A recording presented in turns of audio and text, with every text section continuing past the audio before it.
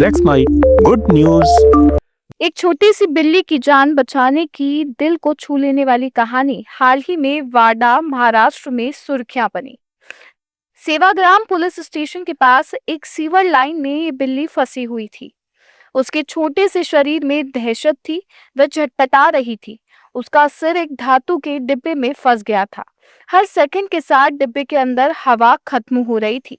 सांस लेना मुश्किल हो रहा था। मौत नजदीक आ रही थी। तभी एक पुलिस अधिकारी की नजर उस पर पड़ी।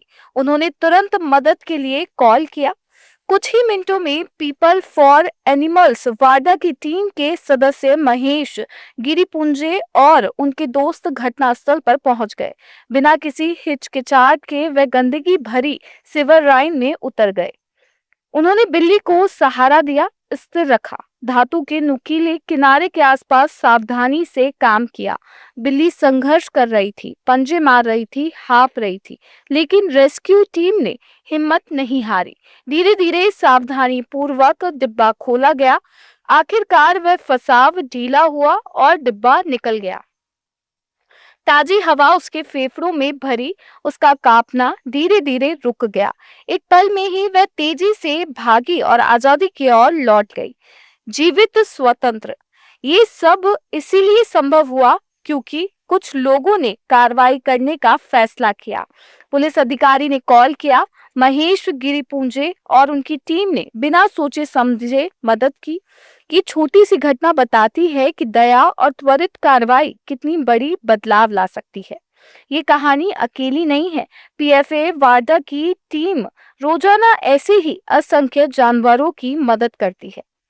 जंगली जानवर, पक्षी, सांप, खरगोश, हिरण के बच्चे कई बार मानव वन्य जीव संघर्ष में घायल हो जाते हैं। कई बार प्लास्टिक कचरा, जाल या अन्य खतरे में फंस जाते हैं। वाडा से करुणाश्रम में इन जानवरों का इलाज, देखभाल और पुनर्वास होता है।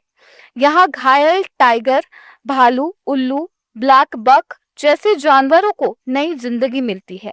लेकिन ये काम आसान नहीं। दवाइयाँ, भोजन, उपकरण, वेटरनरी सुविधाएं, सब कुछ दान और सहयोग पर निर्भर करता है। यह अभियान जंगली जानवरों के लिए है जिन्हें मदद की जरूरत है, लेकिन वे खुद मांग नहीं सकते।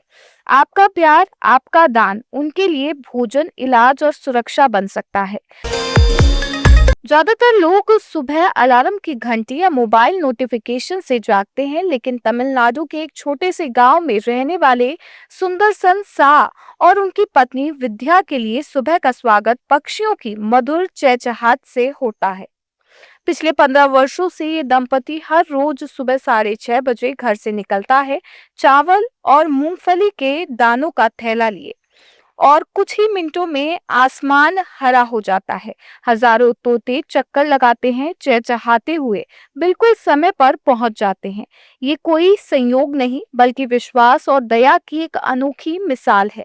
सुंदरसन सा उम्र 55 वर्ष और विद्या उम्र 52 वर्ष तमिलनाडु के कुड्डालोर जिले के एक शांतिपूर्ण गांव में रहते हैं। सुंदरसन एक रिटायर्ड सरकारी कर्मचारी है, जबकि विद्या गृहिणी है। उनकी ये परंपरा 2011 में शुरू हुई, जब एक दिन सुंदरसन ने देखा कि उनके घर के पास कुछ तोते भूखे प्यासे घूम रहे थे। उन्होंने चावल और मूंगफली के दाने डाले और अगले दिन वही तोते लौट आए। धीरे धीरे ये संख्या बढ़ती गई। आज हर सुबह 6:30 बजे ठीक 5,000 से अधिक तोते उनके आंगन में उमड़ आते हैं। ये हमारे लिए पूजा जैसा है। सुंदरसन बताते हैं, पक्षी हमें समय का पाठ पढ़ाते हैं। वे कभी लेट नहीं होते। ये दृश्य इतना मनमोहक है कि इंस्टाग्राम यूजर सजाद टी अरसात ने इसका वीडियो शेयर किया, जो वायरल हो गया। लाखों लोगों ने इसे देखा और कमेंट्स में लिखा, ये दया की सच्ची परिभाषा है। वीडियो में दिखता है कि कैसे सुंदरसन थैला खोलते ही तोते चारों ओर मंडराने लगते हैं। हरे रंग की चादर सा आसमान बन जाता है। बच्चे, बूढ़े, सभी तोते मिलकर चावल चुगते हैं। विद्या मुस्कुराते हुए कहती है, हमारे लिए ये खुशी का क्षण है। दुनिया भागम भाग में भूल गई है कि छोटी छोटी दया कितनी बड़ी हो सकती है। इस दंपति की कहानी सिर्फ पक्षियों को खिलाने तक सीमित नहीं, ये पर्यावरण संरक्षण का भी संदेश देती है। आजकल शहरीकरण और कीटनाशकों के कारण तोतों की संख्या तेजी से घट रही है। भारत में तोते संरक्षित प्रजाति है, लेकिन अवैध शिकार और आवास हानि से वे खतरे में हैं। सुंदरसन बताते हैं कि हमने कभी इन्हें पकड़ने या बेचने वालों को माफ नहीं किया। ये हमारे परिवार का हिस्सा है। उनके आंगन में अब तोते घोंसले बनाने लगे हैं। स्थानीय लोग भी प्रेरित होकर पक्षियों के लिए पानी के घड़े रखने लगे हैं। स्थानीय वन अधिकारी डॉक्टर रवि कुमार ने बताया कि दंपति का प्रयास तोतों की स्थानीय आबादी को बढ़ाने में मददगार साबित हो रहा है। हम सरकारी योजनाओं के तहत इन्हें सम्मानित करने की योजना बना रहे हैं। पर्यावरण विशेषज्ञों का कहना है कि ऐसी व्यक्तिगत पहलें बड़े बदलाव ला सकती है। विश्व वन्यजीव कोष के अनुसार भारत में 20% पक्षी प्रजातियां खतरे में हैं। सुंदरसन विद्या की तरह अगर हर कोई थोड़ी दया दिखाए तो प्रकृति संतुलित रह सकती है। सुंदरसन की जिंदगी संघर्षों से भरी रही।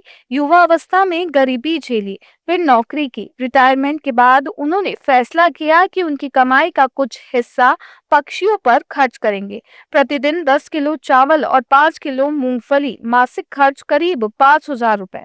पैसे से ज्यादा खुशी इनकी चहचहाट में है। वे कहते हैं, गांव वाले उन्हें तोता बाबा कहकर पुकारते हैं।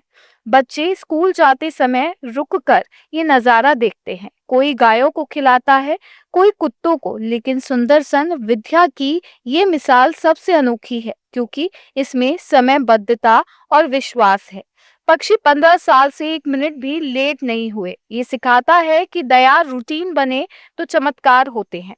आज की भागदौड़ भरी जिंदगी में जहां लोग एक दूसरे को समय नहीं देते, ये दंपति पक्षियों को अपना समय देते हैं।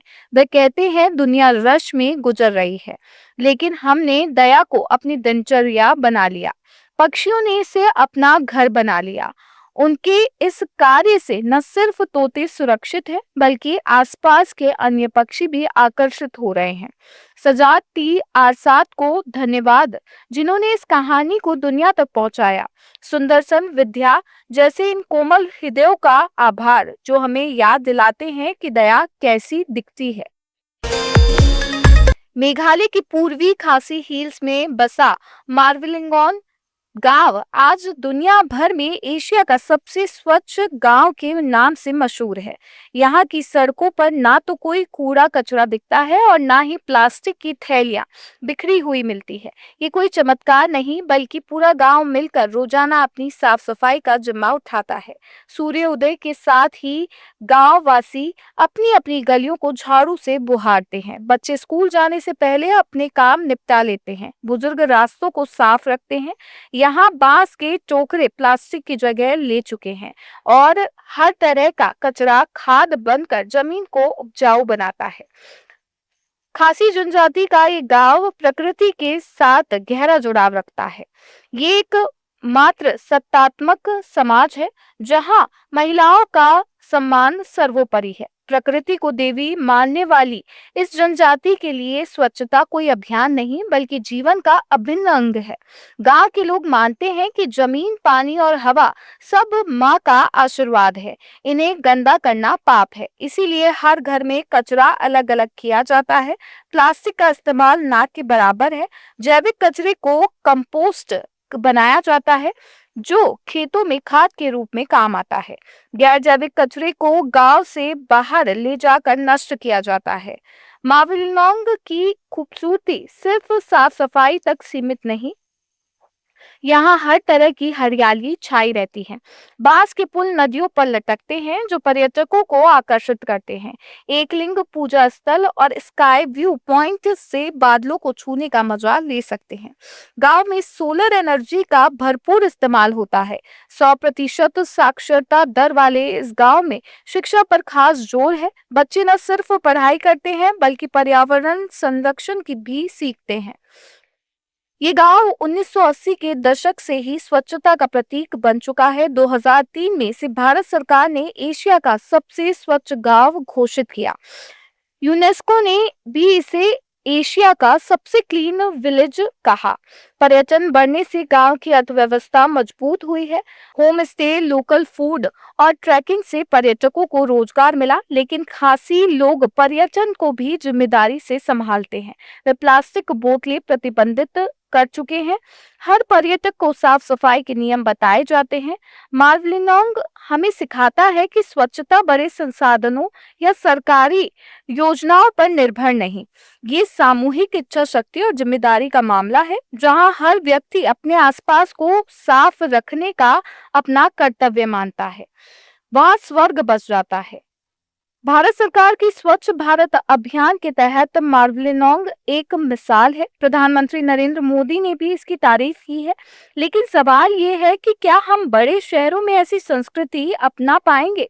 मावलिनोंग साबित करता है कि हाँ, संभव है, अगर इच्छा शक्ति हो। खासी जनजाति की संस्कृति अनोखी है। ये संपत्ति बेटी को मिलती है। पुरुष घर की देखभाल करते हैं। प्रकृति पूजा उनकी धार्मिक मान्यताओं का केंद्र है। त्योहारों में नाच गाना और सामूहिक भोज होते हैं। गांव का हर सदस्य एक दूसरे का सहयोग करता है। विवादों का फैसला बुजुर्गों की पंचायत से होता है। ऐसी एकजुटता ही स्वच्छता का राज है। आज जब दुनिया प्लास्टिक प्रदूषण से जूझ रही है, मावलिनोंग प्रेरणा देता है। यहाँ के लोग कहते हैं, हमारा गांव स्वच्छ नहीं, हम स्वच्छ हैं। ये दर्शन अपनाकर कोई भी समुदाय स्वावलंबी बन सकता है। मेघालय सरकार भी इस मॉडल को दूसरे गांव में फैला रही है। पर्यटक यहाँ आकर न सिर्फ सुकून पाते हैं, बल्कि जीवन का पाठ भी सीखते हैं। मावलिनोंग की कहानी हमें याद दिलाती है कि सच्ची प्रगति प्रकृति के साथ तालमेल में है। अगर हर गांव, हर शहर ऐसा सोचे तो भारत सचमुच स्वच्छ बनेगा। ये छोटा सा गांव बड़ी सीख दे गया है। आप सुन रहे थे let's mind more than radio. Follow कीजिए हमें हमारे सोशल मीडिया प्लेटफॉर्म्स पर।